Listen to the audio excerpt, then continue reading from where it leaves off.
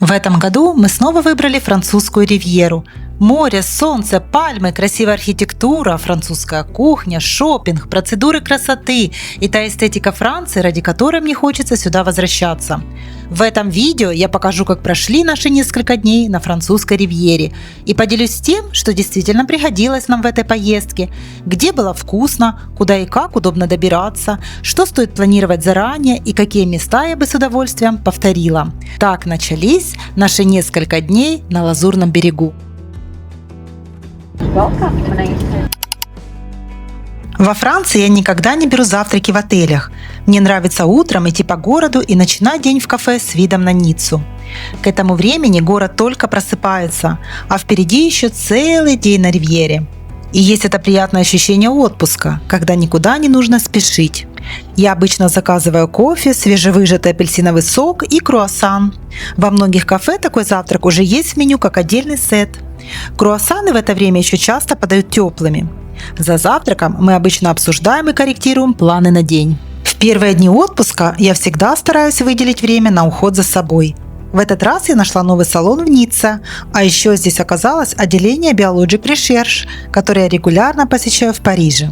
Одним из планов на эту поездку было Монако. Туда мы решили поехать на поезде. Билеты мы купили прямо в автомате на вокзале.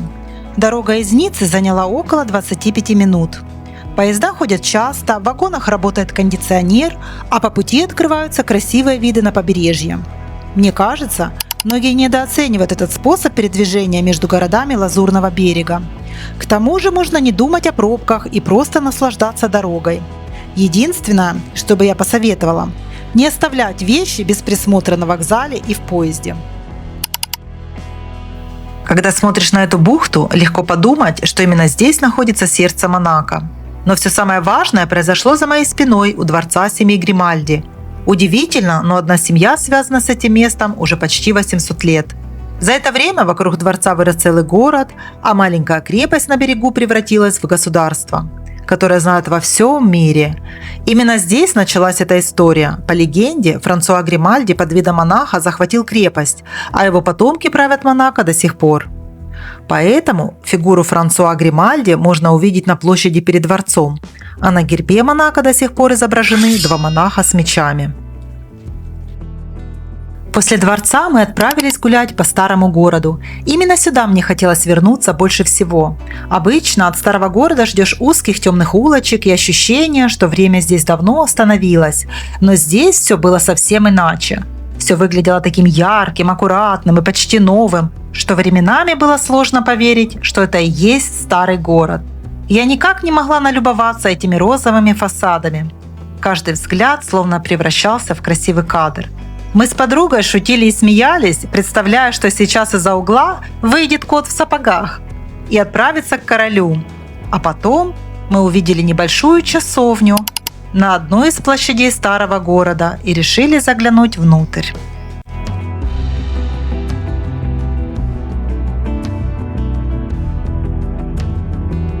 После часовни мы продолжили гулять по старому городу. Иногда такие места будто ненадолго выключают тебя из привычной жизни. Ты просто растворяешься в этих улочках и забываешь обо всем на свете. Именно тогда нам встретилась почта. У меня есть одна маленькая традиция. Самые счастливые моменты своей жизни я отправляю себе по почте в будущее. А дальше нас ждал ланч в старом городе. Этот парк оказался очень зеленым, тихим и красивым. Было так приятно отдохнуть на лавочке и полюбоваться лазурной водой у подножия скал. Но, честно говоря, уходить отсюда совсем не хотелось.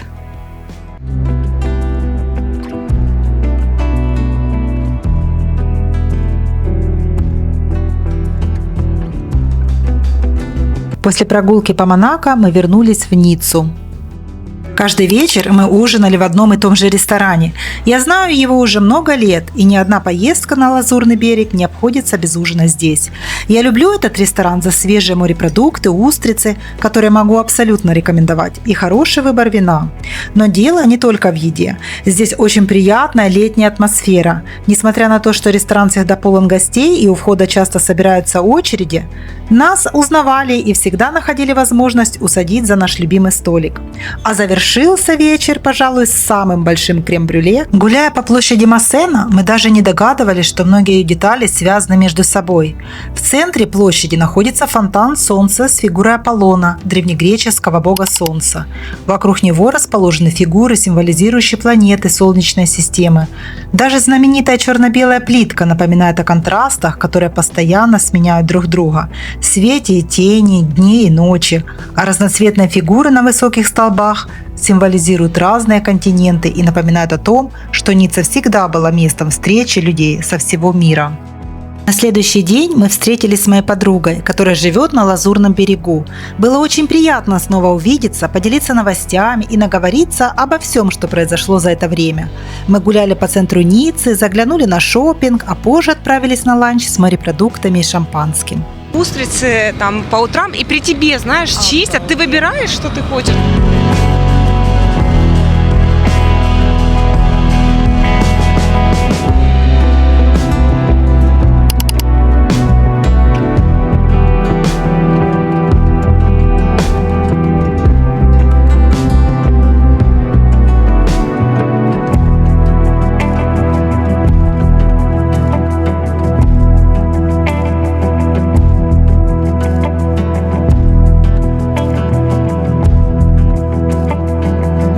Всего около 10 минут на поезде из Ниццы, и вы уже в Виллефранш-сюр-Мер. Сегодня это небольшой уютный городок с узкими улочками, цветными фасадами и живописной бухтой. Трудно представить, но когда-то именно здесь находился главный порт Савойского герцогства, задолго до того, как Ницца стала французской. А местная бухта считается одной из самых глубоких естественных бухт Средиземного моря, поэтому на протяжении веков сюда заходили торговые и военные корабли. Мы прогулялись по старому городу, съели мороженое, сделали фотографии на память и просто насладились атмосферой этого места, прежде чем вернуться обратно в Ниццу.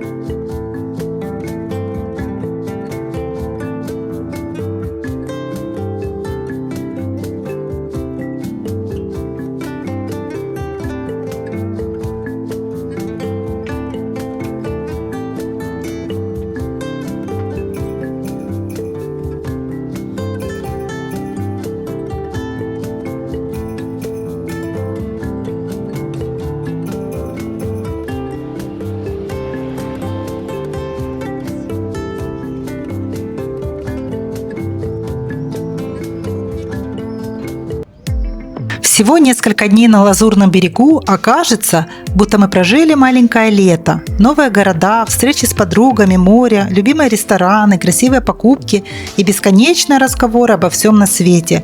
Именно из таких дней складываются самые счастливые воспоминания.